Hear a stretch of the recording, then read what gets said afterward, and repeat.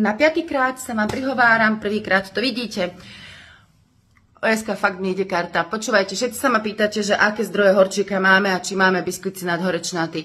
Áno, máme biskvit Cinat horečnatý, máme ho viac ako 6 rokov v ponuke. Všetci objavili teraz tento zázrak, že to je najlepšia forma. Wow, objavili Ameriku, my sme objavili ešte predtým, ako Amerika bola objavená. Takže máme ho skoro vo všetkých produktoch horčíkových, ktoré máme.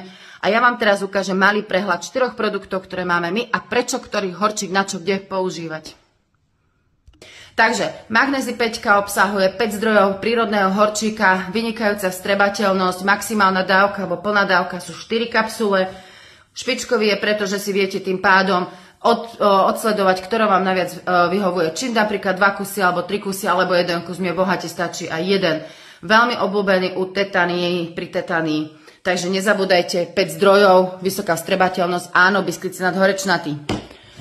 MAG 375 je taká cmulacia forma, veľmi jednoduchá, není tam biskvit Cinat horečnatý, ale tým, že neviem, ako to zase tí Fíni vymysleli, ale keď ho požujem, ja ho necmulám, ale ja ho požujem, nechám ho v ústach pôsobiť, okamžite stiahuje mikrokrče, ale že fakt, že okamžite do pár minút to cítite, že sa uvoľní ten organizmus.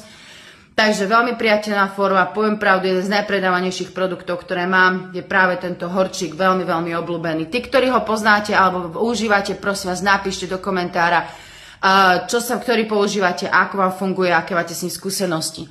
No a potom tu máme 2, ktoré sa veľmi, veľmi na seba podobajú a keď niekto by si povedal, že bong, aký je v tom rozdiel a ja vám poviem teraz aký, lebo obidva tieto horčíky obsahujú aj B-čkové vitamíny skupiny B. Lenže Magnezataps, tento malý krpatý, to je tento, obsahuje nízke B-čka, to znamená nervové. Preto ho dávame ráno a napríklad aj u hyperaktívnych detí, kde je ADHD, veľká nie je taká akože taký, že prepetie, ráno 2 tabletky bez problémov a nakvapkajte dieťaťu aj Avis. Pokiaľ sa to deje aj vám dospelým, úplne super, nič sa nedeje, takisto si dáte to isté, len si zvýšite dávku. Čiže Magnezataps je na nervy a dávam ho ráno.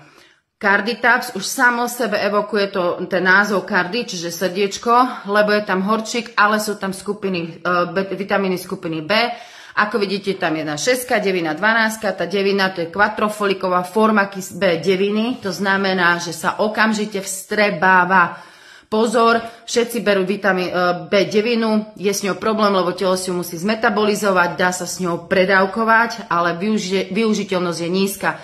Táto quattrofolik forma je taká, že ona príde do tela, telo povie čau, majme party, už je nám a okamžite sa využíva.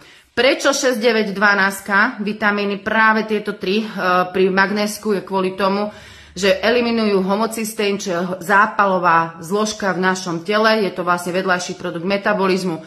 Pokiaľ mi tento homocysteín sa zadržiava v tele, vznikajú nám skryté zápaly a hlavne spôsobujú zápaly ciev, vážený. Takže keď sú cievy nie v poriadku, neteče nám to dobre, zaťažuje to srdiečko, preto je to Carditaps.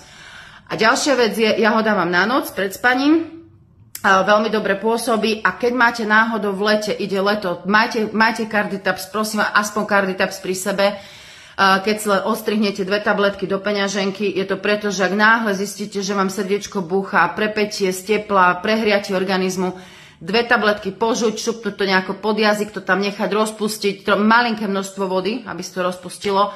Keď to zapijete, tak to srdiečko sa okamžite ukludí. Ako vidíte, mám tu pre vás dobrú, širokú ponuku, samozrejme horčík nájdeme aj v nejakých iných produktoch, ako je Optisal, kde je s draslíkom alebo podobne, ale toto sú také 4 primárne zdroje.